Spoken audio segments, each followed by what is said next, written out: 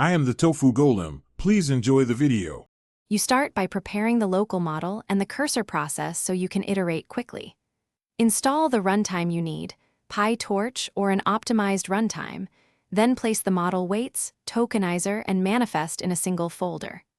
Once done, launch the cursor daemon and bind it to a stable local socket or port. This makes IPC predictable. Make sure to set appropriate file permissions and environment variables so the model runtime and cursor can access binaries and GPUs without blocking each other. Now connect the model to the cursor so real-time control and streaming work. Configure the cursor client with the local socket or port, supply any auth token, and point it at the model loader endpoint. Then map input and output channels, set the prompt buffer, enable response streaming, and register attention checkpoints for incremental decoding. Once those are linked, tune batch size, context length, and GPU memory fraction to balance latency versus throughput. Doing this reduces stalls and avoids out-of-memory errors. Finish by validating the full pipeline.